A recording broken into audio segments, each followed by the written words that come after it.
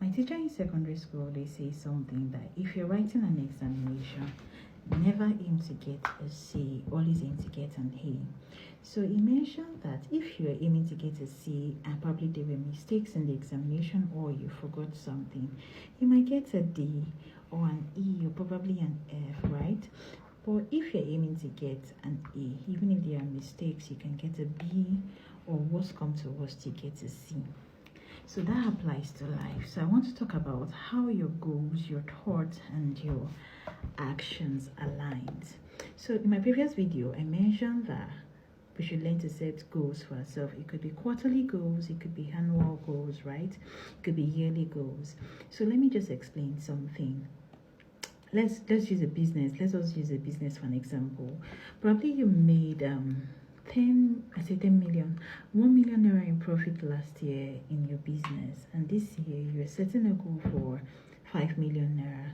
You see the gap, not even double, it's like triple or fourple the amount you made last year in profit. Then that is when your thought comes into place. You start thinking, what do I need to do differently to actually get this 5 million? You start thinking, you brainstorm, you consult people, and then your action comes into place. You can decide, oh, I want to get more visibility on social media, I want to reach out to more persons. Then when you start taking those actions, or when you take that actions, you realize that by the end of the year, even if you don't get your 5 million naira in profits, you can get like 4 million naira, you can get 4.5 million naira, which is actually not bad still. So this applies to all areas of our lives.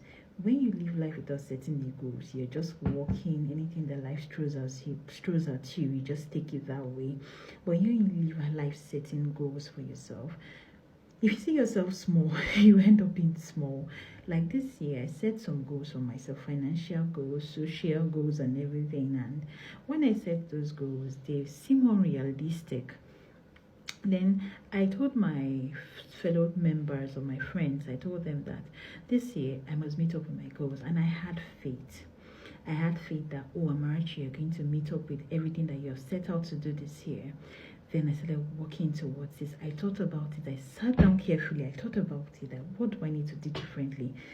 Who is Amarachi? What do I need to do differently to actually meet up with whatever I set for myself for this year? And I can tell you for a fact, it's working for me. Like, it's really, really working for me. So don't live your life without a plan. So this talk about goals, thoughts, and actions can apply to all areas of your life. It could be financially. A lot of us, we pray to God and tell God, God, please bless me with this money. I need 1 million naira. I need 2 million naira. But funny enough, God might have given you that money, but you can't account for it because you don't have goals. So any money that comes, you just spend it. It could be anything. It could be your academics, right? You might be writing exams, like you'd be like, I think I just write this exam, make I come out. Then your result comes out. It's not looking fine. So my dears, please let us learn to actually set good goals for ourselves.